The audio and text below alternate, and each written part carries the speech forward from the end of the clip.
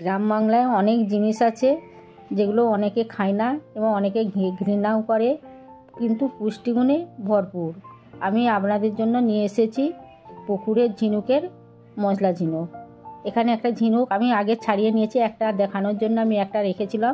এখানে গরম জল করেছি, দেখুন গরম জলে এটাকে ছেড়ে দিলেই মুখটা খুলে যাবে। দেখুন সুন্দর খোলা হয়ে গেছে। এবার আমি সহজেই ঝিনুকের ভিতরে মাংসটা বের করে নেব। এভাবে আমি বের করে নিয়েছি সবগুলো। দেখুন এরপরে সে থলথলিয়া জিনিসগুলোকে আমি ফেলে দেব এবং ভেতরেও একটা কালো জিনিস আছে, এইগুলোকে আমি ভালো করে ছাড়িয়ে নেব। এখন এই যে কালো জিনিসটা আমি ছাড়িয়ে নিচ্ছি। এইগুলো আমি সবগুলোই পরিষ্কার করে নিয়েছি, দিয়ে আমি ভালো করে ধুয়ে নুন হলুদ মাখিয়ে রেখেছি। এবার চলে যাব কড়াইতে তেল দিয়ে আমি ভেজে নেব। ঝিনুকে আছে ভিটামিন এ, চোখের রোগে প্রচুর উপকার হয়, প্রোটিনের চাহিদা মেটায়, আর প্রচুর আছে ক্যালসিয়াম। হাড়ের সমস্যা হলেও এই হাড়ের সমস্যা দূর করে। আমার ভাজা হয়ে গেছে, তুলে নিয়েছি। আবার কড়াইতে তেল দিলাম, প্রথমে দিয়ে দিলাম পেঁয়াজ বাটাটা আমি একটু লাল লাল করে ভেজে নেব। এরপর দিয়ে দেব আদা রসুন বাটা, এগুলো আমি নেড়ে নিচ্ছি। এরপর দিয়ে দেবো আমি পরপর গুঁড়ো মশলাগুলো। দিয়ে দিলাম জিরে গুঁড়ো, ধনে গুঁড়ো, আর লঙ্কার গুঁড়ো, হলুদ গুঁড়ো। এগুলো আমি একটু নেড়ে নিলাম, দিয়ে একটু জল দিয়ে দেব।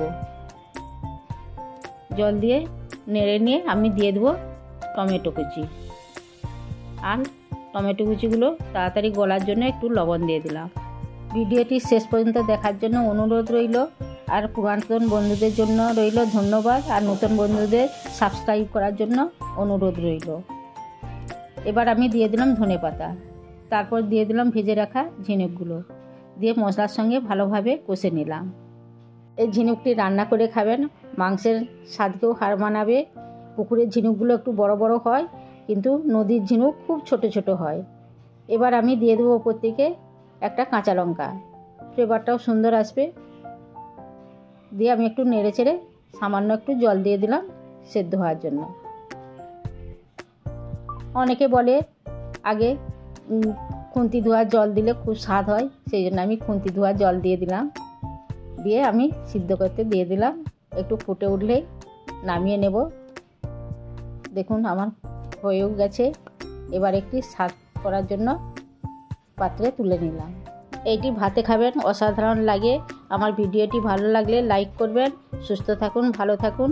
দেখা হচ্ছে পরের ভিডিওতে।